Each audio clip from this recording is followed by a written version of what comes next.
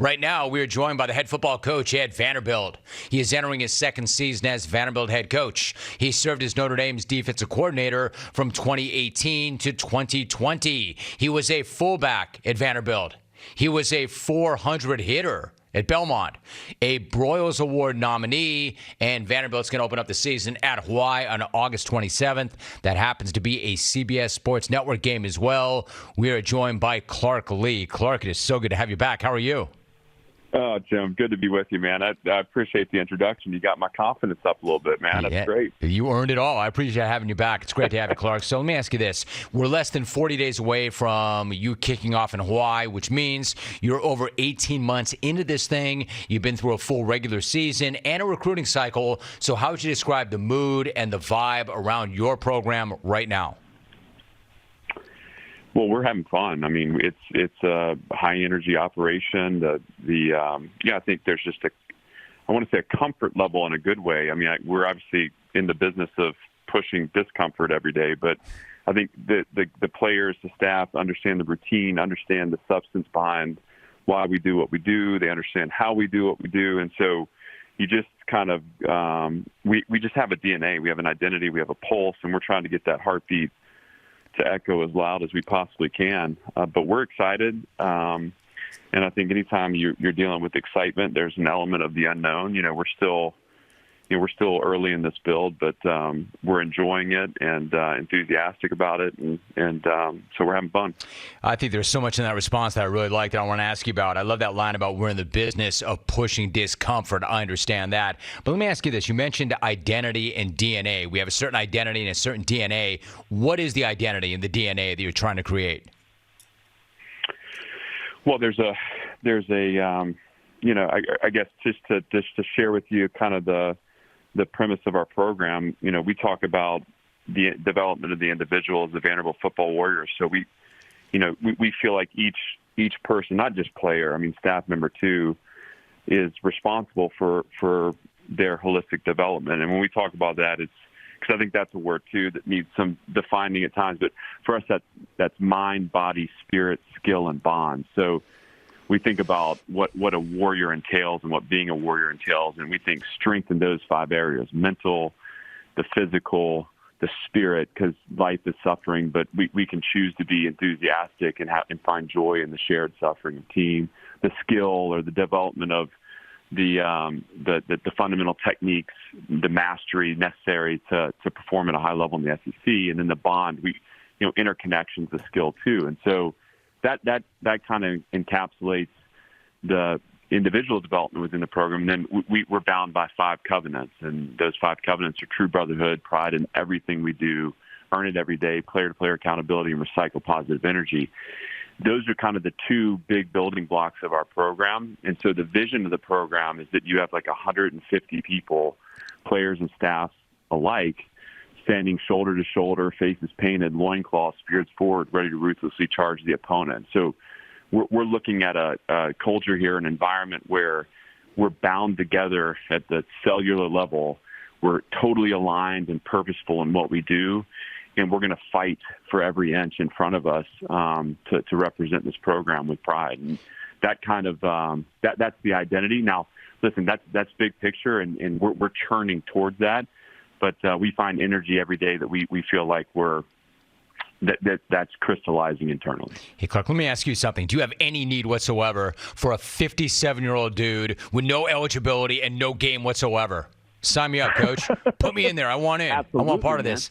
I could not tell you how much I appreciate what I just heard, the premise of the program. And I know you want to get 1% better every single day. I know this is not a quick turnaround, but to establish that identity, that DNA, the 5 covenants, all of that, how long should that take to fully take hold, whereby the players have ownership and they can actually teach it to each other and hand it down to those who come after them? Well, what you just said is the actual challenge. So we want to be a player-run program. Those covenants were not mine. I didn't come in with those. And kind of intentionally, I think when I first got here, the messaging I used was really carryover for the messaging that I used with our defense at Notre Dame. And it was stuff that it's all good. It's all foundational and fundamental. I mean, it was good, but I wanted to give some room for this program to develop independent of anything else I'd ever been a part of, because I think we have a unique challenge here, and it needed to be organic to Vanderbilt. So those, after about 2 months of messaging a year ago, and we were in like 18 months ago, we were in a really, it was a, and we talked about this last year, but it was a really tough starting point. A lot of psychological trauma and scar tissue, a lack of connection, a lot of apathy towards the value of the program. I'm talking internally, right? We know the external challenges, but we have to be totally focused on, the internal value we hold for being a part of this. So after about 2 months of messaging, we had a kind of an ass-kicking workout in the stadium. And at the end of that, we went through an exercise. And essentially it was, we split the team up into teams. Each team designated a spokesman. We went through and decided that they had to come up with 3 things that player-driven they were willing to let go of from our past that had held us back. So again, this is in my first 2 months as head coach. And then we went once we went through that exercise. We had a little bonfire out there. They burned it, released it to the past. We then came up with 3 things from each group that the players were committed to do to change moving forward. That gave us 24. The nominated spokesman took them in the locker room. 24 became 5. That became our 5 covenants. And so I wanted it to be something that the players had ownership from in the inception, because it would be easier for me to hold them to account. They developed them. And it just so happened the messaging had been, I guess consistent enough to where, I was pleased with the 5 that they came up with. I thought it pretty well identified where we were. And so back to your question, I think to do this as a player-run operation, you're going to have to be patient early. You're going to have to really be into teaching and mentoring. But I think that's how I, built my career. And so, we're staying disciplined on that course. And it's every day. It's every day working to hand the keys over to the players to have them recognize the power they hold in the experience that they have here. And that's kind of the ultimate goal of the program. And we are on course, and, on course means that heading into year 2, I feel like we really have something here of value that we're going to be fighting for this fall. That doesn't guarantee us anything, but it's going to be exciting and fun to be a part of. Clark Lea is my guest. Seems to me it's easier to hold them accountable to the 5 covenants when it's their 5 and not 5 that you gave them. They came up with the 5 themselves. You made headlines yesterday when you said at the media days that, quote, "We know in time that Vanderbilt football will be the best program in the country," end of quote. I want to ask you, is it something that you say because it's important to have a bold vision, or is it something that you say because you really expect that to happen? Yeah, it's interesting. I mean, I said the same thing a year ago in my first response after my opening statement, but I just don't.